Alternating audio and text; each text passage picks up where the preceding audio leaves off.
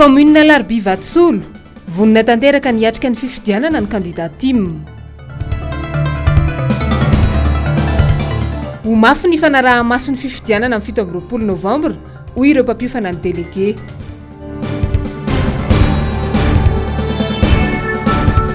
Candidat Rina Randriamasinoro namaly sahady ny etaetan'ny mponina teny Manjakaray. Magnano mbola tsara atsika jiaby izay manaraka ny fahitalavitra MBS amin'ity matonala ity tompo-kilasy tokovavy tonga soa ato amin'ny fotoagna ny vaovao androany Alakamisy faraka amin'ny 20 ny volana Novambra taona 2024. Manasanao ampanajana ny tenako anaraka ny vaovaontsika hatramin'ny farany. Efatrandro sisa dia ho tapitra ny fotoana ny fampelezan-kevitra tsy mitsahatra ny manentana ny olon'ny pirenena jiaby mba hazoto anefa ny adidiny ny avy amin'ny antoko tiako Madagasikara. Tao anatin'izany ihany koa nisy ny afatra bevata izay napitainy ireto olon-tsotra ireto izay nilaza fa tsy hanaiky ary hiamafy ny fanaraha-maso ny fifidianana amin'io andro ny 17 ny volana Novambra ho avy io. Ravo Razafy Mahenina sy Mathieu Princy no mitatitra an'izay. Iaraha mahalala Rita fa ny enina tapavitrian'ny mpifidy nandritra ireo fifidianana roa ny fanesy teto amin'ny firenena. Ny fahatongavana mifidy ihany anefa no ahafana manova zavatra sy anehoana ny safidy amaolom-pirenena manana didy amin'ny fampandrosoana sy ho an'ny taranaka ny aoriana. Ny ato amin'ny atoko tiako Madagasikara sy ny fikambanana rehetra ary ny atoko politika rehetra manohana ny candidat Rina Randriamasinoro dia efa miomana tanteraka mihitsy hiaro ny safidin'ny vahoaka mitindra mitoraka ty. Ary amafisiko fa ny ady amin'ny osika sy ny alabato voalohany indrindra dia ny fahatongavan'ny olona mirotoroto mifidy maneho safidy. Maro ny fepetra efa noraisina ny amin'ny fiarovana zany safidy zany, fiarah-miasa amin'ireo manam-pahaizana amin'ny lalàna, ny fametrahanareo ambaratonga rehetra anara-maso sy hanao vonjy-taitra ny amin'ny androm-pifidianana. Mahazo matoky mpifidy amin'ny tendra mitoraka ity hanao safidy fa efa vonona tanteraka ny ady rehetra sy ny paika ady rehetra hiadiana amin'ny hosoka sy ny alabato. Zava-dehibe ny fifidianana ben'ny tanàna sy mpanolontsain'ny tanàna ho tanterana ny 17 Novambra izao. Ity no fifidianana tena manakaiky ny vahoaka. Ny antso izahay ny mba hantanantsika mifidy ary aizatsika mifidy indrindra hanohana ny candidat izay atolotry ny atoko tiako Madagasikara miaraka amin'ireo antoko politika maro manohana azy, ireo fikambanana maro manohana azy, ireo olon-tsotra manohana azy mba handresentsika ny tsirariny ary indrindra mba hialana amin'ny ny didi-jadona sy ny tsy fahaiza mitantana misy eo amin'ity firenentsika ty ankehitriny. Ho fisorohana ny alabato efa mandray ireo fepetra rehetra mifanandrify amin'izay ny antoko tim. Ny fandimbiasana nomena fiofanana avokoa ireo solotena ny candidat isaky ny birao fandatsaham-bato. Mandeha ihany koa ny fanentanana ny olo-pirenena ho mailo amin'izay mety ho fietsika hafahafa mety hitranga ny andro ny fifidianana sy ny hariva ny fanisambato. Anara-maso ny fifidianana ihany koa ny fiarahamonim-pirenena safidy tsy hijanona ny andro ny fifidianana izany fa anara-maso amin'ny hitoy ny aorian'ny fifidianana ihany koa izy ireo sy ny fivoahan'ny voka-pifidianana ofisialy. Distrika maro manerana ny Madagasikara moa no ametrahana ireo mpanara-maso ireo mba hialana amin'ny alabato izay efa nitranga tamin'ny fifidianana ny fanesy teto Madagasikara. Asin'Andriamalala sy Tahiriniana Ranarinirin. Andro maro zay no lasa tamin'ny fampelezan-kevitra amin'ny ity fifidianana ho avy ity. Fiarahamonim-pirenena safidy dia natsapa fa maro sady ireo tsy fanarahan-dalàna nataony candidat sasany tao anatin'izay fampelezan-kevitra izay. Iarahan'ny rehetrarehetra mahita ilay tsy fanarahan-dalàna hitanay anatin'izay ohatra zany ilay fametahana fisy amin'ny toerana voararan'ny lalàna, rahantsika mahita zany zay tranga tsy fanarahan-dalàna. Misy ihany koa ireo fifanaratsiana ataon'ireo mpilatsaka hovidiana eny masom-bahoaka mihitsiny na ihany koa ao anatin'ilay tambajotra sosialy. Ireo zany anisan'ny zavatra goavana hita ny tsy fanarahan-dalàna. Misy ihany koa ny ambonimbony kokoa noho izay ohatra hoe sefokotany milatsaka hovidiana ao mpanolontsaina mbola tsy nanao an'ilay hoe fialana zany fametraha-pialana satria rehefa voatazona n'ilay dosieny ho fidiana mpanolontsaina izy dia tokony mametraka hoe miala izy zany amin'ilay asa masy fokotany anazy. Misy ihany koa ireo kandida mpanolontsaina no manitsakitsaka ny lalàna velona araka ny fanazavana trany. Amin'ny androm-pifidianana dia misy ireo manara-maso ao anatin'ny birao-pifidianana sy manodidina anazy, fa misy ihany koa ireo olona natokana anara-maso sady ny anivon'ny SRMV. Zany hoe misy zany ireo mpanara-maso manara-maso ny fizotrany fisokafan'ny birao-pifidianana, ny fizotrany fifidianana, ny famaranana ny fifidianana dia ny fanosam-bato. Misy olona zany manara-maso an'izay. Ny safidy moa zany dia hita manerana ny distrika 12 eto Madagasikara ary commune manodidina ny valonjato eo no arahana maso amin'izay. Dia isaky ny SRMV amin'ireo distrika 12 ireo dia hisy mpanara-maso. Zany hoe azonay atao soamantsara zany ny mampitany hoe ny voka-pifidianana tany amin'ny birao-pifidianana sy ny voka-pifidianana voatatitra any amin'ny SRMV. Iarahantsika mahafantatra fa hoe ny tribunal administratif koa no amoaka ny voka-pifidianana amin'ity fifidiana be ny tanàna sy mpanolontsaina ity, dia misy ihany koa ireo tompona andraikitra isahana mahakasika an'izay hoe eny anivon'ny tribunal administratif izay. Eo amin'ny fanomanana ny fifidianana izay hatrany dia mitohy ny fanomezana tosika ireo kandida ho be ny tanàna sy mpanolontsaina natolotra ny antoko tiako Madagasikara tamin'ny omaly dia tany amin'ny distrikany Manandrina iny no Andramasina azafady no nandehanany ny filoha nasionaly ny antoko tiako Madagasikara ka tsy diso anjara tamin'izany ny kandidany tim ao amin'ny commune Alaribia Vatsolo. Misy ihany koa ny hafatra maventy izay nataony filoha nasionaly ny antoko tiako Madagasikara ho an'ny olom-pirenena jiaby izay hifidy amin'ny 17 Novambra ho avy izao. Hoaratsika ny andindiny izay vaovao izay angom-baovao sy sariny Manora Andriamalala. Commune iray ao anatin'ny distrikany Andramasina, ny commune ambanivohitra Alaribia Vatsolo. Fahasairanana eo amin'ny lafim-piainana rehetra no iainan'ny vahoaka any an-toerana efa antaonany maro. Lalana magaty tena ratsy. Zay rehetra marary aty aminay ka alefa miakatra faty nentina mody satria ratsy loatra lalana iny. Aty amin'ny distrikany Andramasina ao Atsiazopaniry raha madidy eo entina miakatra any fa zahay tsy mba misitraka amin'io zahay. Tamin'ny andro nitondrany dada ny kidy scolaire ny fampianarana tena milamina. Ilidiara Anitry ny Rina, laharana voalohany ao anatin'ny bileta tokana no kandida ho be ny tanàna natolotry ny tiako Madagasikara ao Alaribia Vatsolo. Vonona ny hitondra fanovana sy fampandrosoana ho an'ny commune misy azy izy. Tsy latadanja amin'izany ihany koa ny mpanolontsaina miaradia amin'ny tim. Na inona nataon'ny olona kandida izay adversaire anay dia volony fa manana anay alohana anay amin'izao fifidianana be ny tanàna izao ka tonoro tanana ny tenanay kandida tiako Madagasikara eto amin'ny district fa vonona ampandroso ny commune betsaka ny olana amin'reto vahoaka reto. Dia izao nataonay ny hoe tiako Madagasikara tsika mampandany be ny tanàna rehetra ato anatin'ny district Andramasina. Nanamafy ny filoha nasionaly ny antoko tiako Madagasikara Andriamatoa Marc Ravalomanana fa azo antoka avokoa ny kandida izay milatsaka ho fidiana amin'ny anarany tiako Madagasikara amin'izao fifidianana communal izao manerana ny Madagasikara. Mila mailo anefa ny rehetra ary tokony hiambina mafy mba tsy hisy irika ahafahany tonda-kely mangala-bato. Tena faly mitsy aho hoe aminareo manana an'ity kandidaty ity nareo. Zay olona tena vonona jany teny zany tena folo mitsy zany.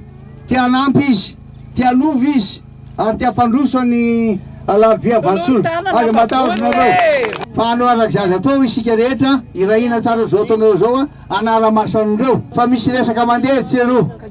Ary tsy maintsy misy proof tsara mitsy azy atsika vao miteny. Eo amin'ilay fomba fidirana amin'ilay bureau fandatsaham-bato dia farao maso tsara. Fa matetika ilay olona mody manisanisa amin'ny fanondrona iny efa misy olona manao signal azy any ambadika any. Eo amin'ilay fanosam-bato asy volona koa kaikeo. Omaily dolo tsika mandeha Madagasikara fa matarona.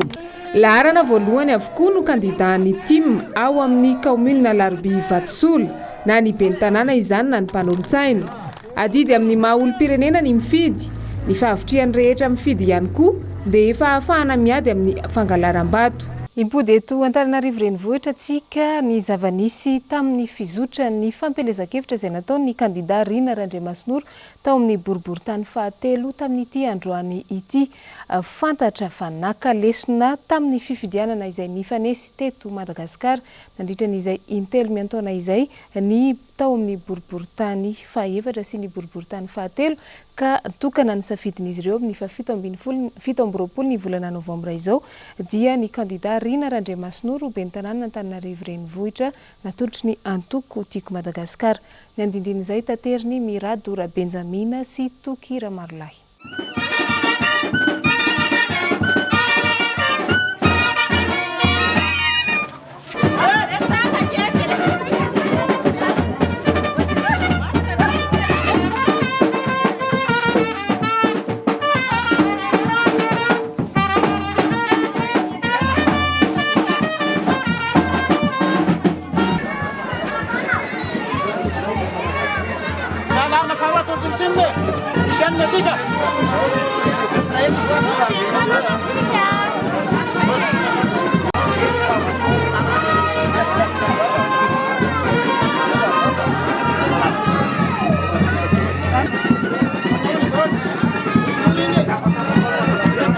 Resy lahatra tanteraka amin'ny kandida Rina Randriamasinoro izay mitondra larana faharoa avy amin'ny antoko tiako Madagasikara ny vahoaka ny Antananarivo.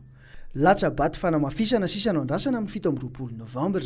Nanamafy izany ireo mponina ny lalova ny teny amin'ny boriboritany faefatra, ny teo am-pefiloha Ambodirandrano sy teny Ilany Vato, ary tsy latsa-danja ihany koa ny nasitriny ny teny amin'ny boriboritany fahatelo, iny manodidina na koron-drano atsinanany. Larina faharoa atsika. Larina faharoa atolotry ny tiako Madagasikara.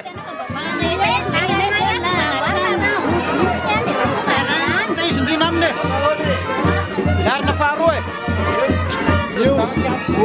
tsy manao an'ireny ala. Tsy manao zay eto président.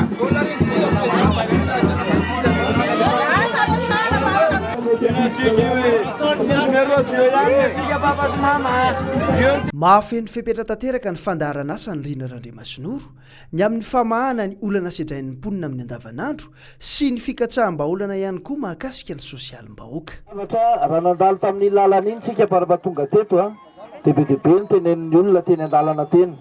Voalohany ny zavatra tena angatahana izy ireo maika indrindra dia hoe ny fiakaran'ny rano ary ny loto. Zay zavatra tena amin'ny ankapobeny teny. Faharoa manarakarak'izay dia ny teny hoe tandremo arodana ny tranonay. Zay ihany koa ny tenen'ny olona teny. Dia izao raha araka n'ity programma asa izay ataoko ity dia tsisy mihitsy eo nofinofy ao anatiny.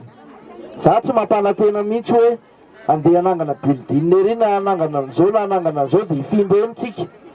Fa ny fitantanana izay ho atao tena fitantanana manakaiky vahoaka. Ety tsika mipetraka, ahoana ny andaminana ny tanàna misy atsika ety, ahoana no ataotsika hiatrehana ny fahavaratra, ahoana ny arovana ny zanatsika tsy ho lasa anaty rano rehefa fahavaratra ny sanatsivavy. Tsisy afaka andeha hivoaka ny trano rehefa avy ny orana satria tsisy lalana ny ankizy tsy afaka mianatra. Fantatro tsara izany hoe io ny anananao dia mbola hoe sorona aminao. Aza matahotra an'izany nareo na kely ary. Fa hiaraka tsika hiaro zay zoantsika rehetrarehetra. Za malala menatra rehefa zavatra teneno ka tsy vitako dia menatra. Zay. Fa dia matoky antsika rehetrarehetra 27 Novambra aza dino kandida numéro 4. Baba avokoa izay nilalovan'ny Rina ary nanome toky izy ireo fa anomeny 100 isan-jato amin'ity fifidianana ity ary iombo-po amin'ny faradoboka lehibe izay atao eny Ambojatovo ny sabotsy 7 Novambra ho avy izao.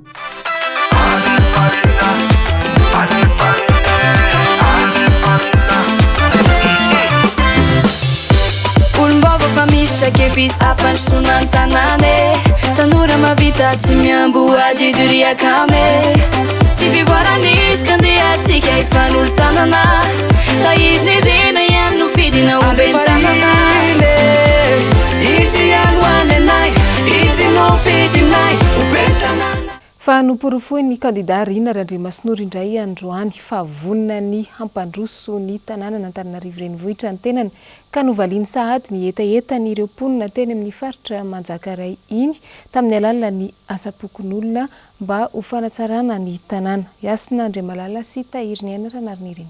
Fatra mitondra fahoriana isaky ny avy ny orana eny amin'ny faritra iva. Tsy misy fivoahana ny rano noho ny fahatsetsehana lakan-drano. Ho an'ny kandida Rina Randriamasinoro tena nampirofo ny tenany ho an'ny vahoaka Manjakaray fa vonany andrainandraikitra ny tenany ka na mbola tsy be ny tanàna azy izy dia efa niasa sahady ho an'ireo vahoaka netaraina taminy. Ka nisandroany asa iombonana ho an'ny mponina tamin'ny alalan'ny IMO. Dia ny zavatra mbola ho andrasanay ihany koa zao fiaraha-miasa azy amin'ny fotoana manaraka satria ao anatin'izay zany be da be ny zavatra nampanantenay teto hoe hijery akaikan'ireo le vehivavy izy. Irinay zany ny hoe hidina ny fotony ety aminay satria zay maro vehivavy eto amin'ity Manjakaray ity dia tsy anazy zay zona midy se mivarotra moa zany fa hoe tsisy tsena dia efa mipetsaka tanàna zay ireo ka ny angatanay orinasa ho anay eto Manjakaray satria nandalo teto izy zay vita ny tanànanay madio ny tanàna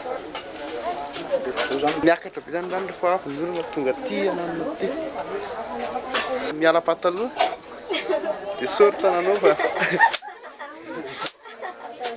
mahakasitraka izahay ary manentana ny vahoaka Manjakaray ray manontolo mamandina hifidy numéro 2 Rina satria izao ny antony voazanaka fandroantsika rakizy ka mangavy anareo mba hifidy Rina satria raha ity masay ty aza na ity masay ty ary dia tsy ho an'ny malagasy izy ty raha zao no mitohy satria tsy nilana iatsy dia efa tototra masay tototra ny tany nefa tokony mba hoan'ny ankizy nisy olona mipetraka ange tao nisy tanora mipetraka tao nisy vahoaka mipetraka tao nefa dia nasonona fa lasany tsy fantatro na lasany fa zany lasany karany tany io ka miangavy mamadina hifidy numéro 2.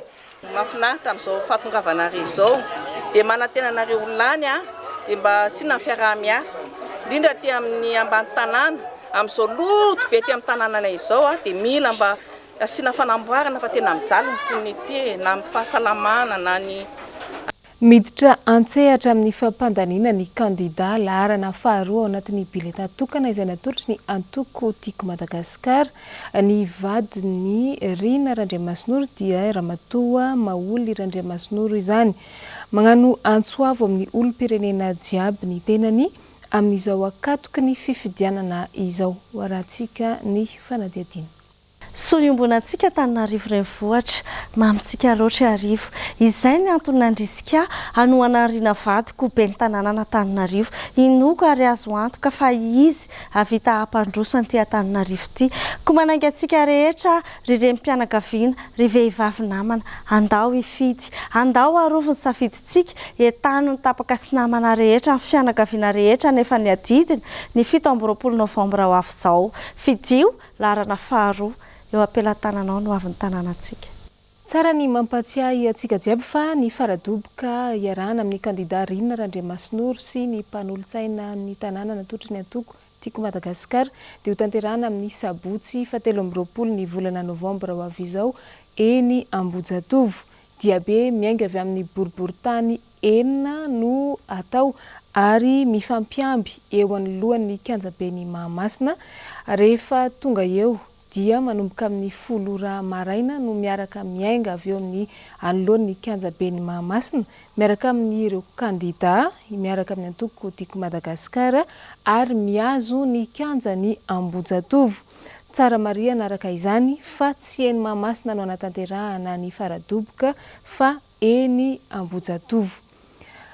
Nanome fizaham-pahasalamana sy fanafody maimaim-poana ny mponina tetsy amin'ny fokontany Nanisana tamin'ity androany ity ny antoko tiako Madagasikara fanohanana ny kandida Rina Randriamasinoro olona marobe no tonga ny sitraka izany fanampiana izany. Jessica Miray sy Tahiry Nianatra narin'ny Rina no teny antoerana. Olona marobe no tonga hatramin'ny maraina ny zahafahasalamana sy naka fanafody maimaim-poana teto Nanisana androany. Ny antoko timy izay tariny sy olom-bavambahoaka teo aloha tato amin'ny boriboritany fahadimy Clarisy Rasendra miadana no ny karakara ny hetsika tafiditra indrindra ao anatin'ny fanohanana ny Rina ity hetsika ity. Satria manatanteraka ny vinany kandida Rina.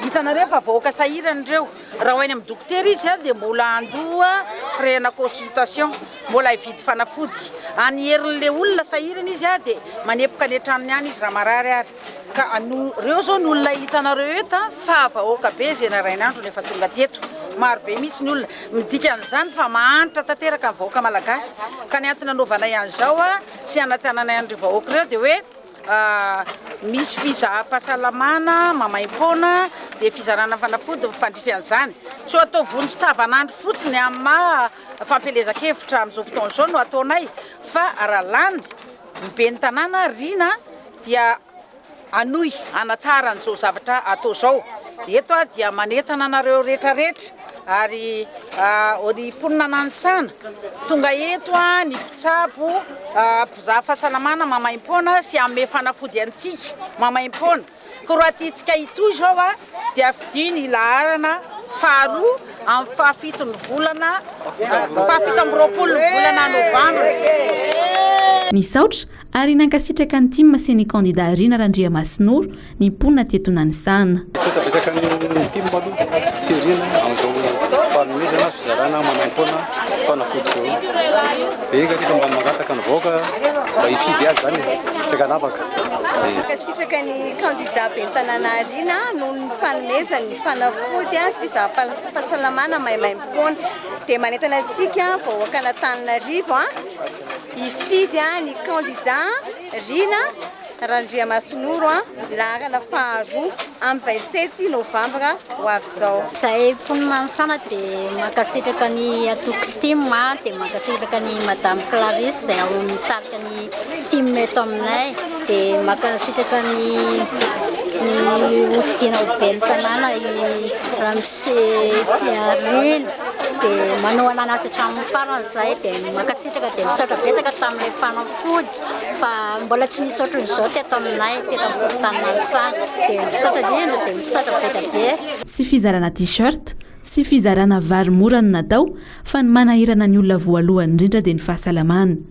Efa maro ny fokontany ny sitraka ity fizahan-pahasalamana sy fizarana fanafody maimaim-pona ity, ohatra amin'izany ny tao Ambatomaro sy Analamahitsy.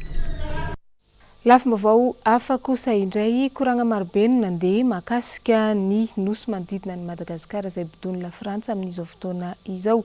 Naneho ny heviny momba io indrindra ny pastora Edouard Tsarame avy amin'ny RMDM na ny rodiben'ny mpanohitra ho fampanjakana ny demokrasia eto Madagasikara. Tao aoriany ny fifampiresahana teny andafavaratra tamin'ny talata loso teo. Nanotra sosikevitra ihany koa ny tenany miantso ny vahoaka malagasy jiaby handinika mahakasika ireo nosy malagasy izay tsy amen'ny frantsay ireo. Fanampanazavana. Voalohany atsangana ny komite nasionaly manana olona roa isaky ny faritra 20 misy eto Madagasikara. Faharoa manomana voyage organisé mijery fotony an'ilay il se passe. Betsaka ny olona tsy mahalala an'izy tsy mahita kalizy nefa tenenao le io zao ndao tsika hiady ho an'io. Ny fahatelo dia raha tena vonona ho amin'izany fitondram-panjakana fa tsy fiatsaram-belatsy na fivarotana tanindrazana koa no atao dia tokony hiditra ao anatin'le komite nasionaly izy ao anatin'ny firaisan-kina. Tanindrazana ihany no afaka miresaka ho an'ny tanindrazana fa tsy azo koa ina ny tokony ho resahana amin'ny frantsay amin'ny tanindrazana. Raha izay faharoa fahatelo zay 4 kilometra moa la France manoloana Madagasikara ka 4 kilometra agny ary faefatra ny lalàna koa efa nanome antsika fa atsika io tany io atsika ireo nosy ireo ity ambohitry manjaka re olo totofana ilzepar sy iadivana dia olona tahaka an'izany ve dia azonao antoka fa hiady ho an'ilze parsa ny eto hatany efa ato ary totofany alainy ka ny velany agny zany eritreretinao fa tsy ho amidiny. Raha izy miady tsy miady ho an'ny gasy fa miady ho an'ny olona hivarotany azy. Izay ny momba n'iny fa lafim-baovao hafa kosa indray tsy mikatona tanteraka ny raharaha momba ny fanesorana tsy ompy tsara any Fanirisoa Erinaivo. Omaly dia nisy indray ny compte fako nanaparitaka vaovao teny anivon'ireo tambazotra sosialy. Nandiso ny fanambarana nataon'ny Fanirisoa Erinaivo io vaovao io ary nanipika mazava tsara fa ara-dalàna tsara ny nanesorana ity mpitsara izay filohan'ny SMM teo aloha ity.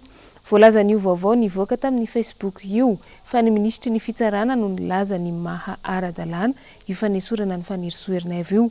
Nitondra fanazavana i faniriso Ernève araka izany fa isaky ny 2 volana ny filan-kevitra ambony mpitsara na ny CSM no mivory tamin'ny farany volana janoary na fiandohan'ny febroary tany no vita ny fanadiadiana mikasika azy.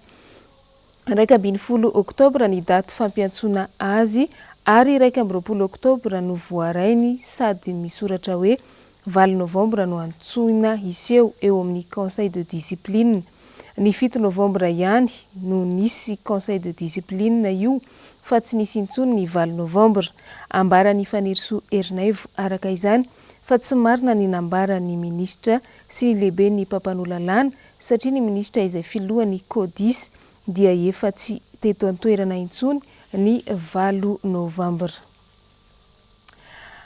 Fa lafim-baovao hafa manodidina ny fampianarana dia ny 12 ny volana novambra tahaka izao no mariana ny andro maneran-tany ho an'ny filozofia. Anisan'ny nanamarika izany ny mpampianatra filozofia teto Madagasikara tamin'ity niany ity tetsy amin'ny ORTM Anosy tamin'ny alalan'ny adi-hevitra sy fivoriana anatsarana ny tontolon'ny filozofia eto amintsika. Nanatrika izany ary mitatitra ny vaovao Jessica Miray eo amin'ny sariny tahiriny aina Ranarynirina. Fianarana sarotra ahitana asa, taranja sarotra ampiarina, taranja misavoana, izay avokoa no ambediteny raha vao miresaka ny atao hoe filozofia izany. Marina tokoa aloha hoy ity mpampianatra iray ity fa tsy misy afa-tsy ny fampianarana ny asa atao raha mandrato fianarana filozofia fotsiny. Mivelatra be kosa nefa ny fahitana asa raha manana diplôma hafa ankoatra ny filozofia. Ny atao andrombo zany dia fankalazana ny andro raisam-pirenena ho an'ny filozofia. Tamin'ny herintaona izy ity mba tia nankalazaina salamizao fa hatramin'izay mbola tsy misy. Ary tamin'izany fotoana izany dia niarahany asa tamin'ny UNESCO sy ny ministeran'ny fanabeazana menina zany.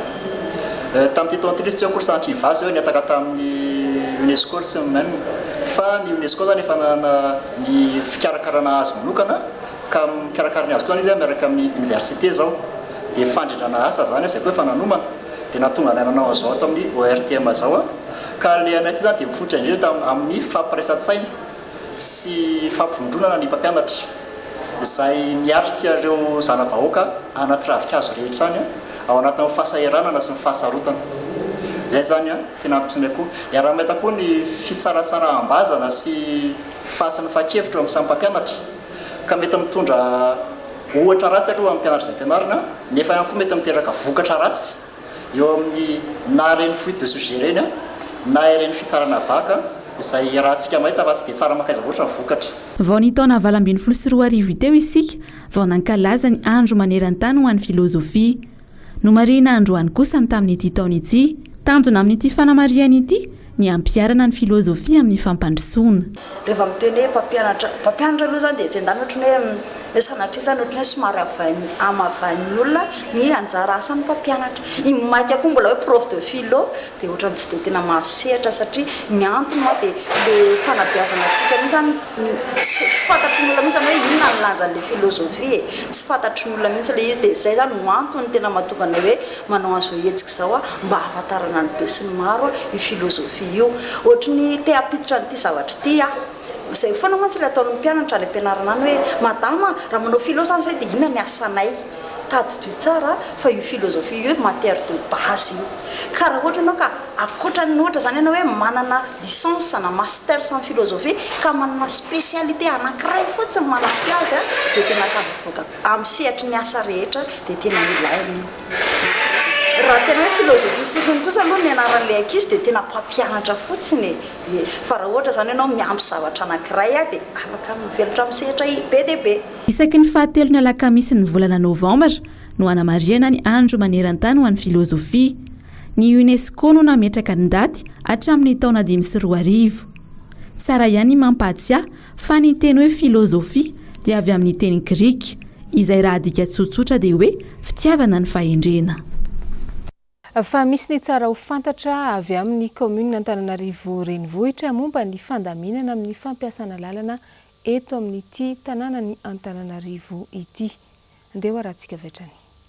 fampahafantarana araka ny didim-pitondrana laharana fa 5:70 tsipika 1:70 tamin'ny 20 aprily 5:77 mikasika ny fourrière no atsaraina sy nofenoany didim-pitondrana laharana fa 4:70 tsipika 3:25 tamin'ny 17 jolay 7:77 ny komina Antananarivo renivohitra dia mampatsiahy antsika rehetra fa rarana ny mametraka sy mamela karazan'entana toy ny fiara na fiara maty eny amoron'arabe sy eny amin'ny toerana voarara.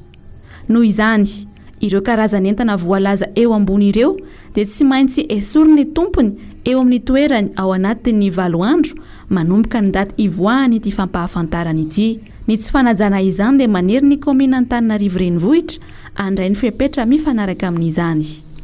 Ampatsiahivina ihany ny fandaminana ho antsika izay anatrika ny faradoboka amin'ny sabotsy 17 ny volana Novambra ho avy izao eny Ambojatovo no anatanterahana izany. Misy ny diabe na ny karnaval izay ataony isaky ny boriboritany enina miainga avy any amin'ny toerana misy azy avy ary migadona eo anoloan'ny kianjabeny Mahamasina izany.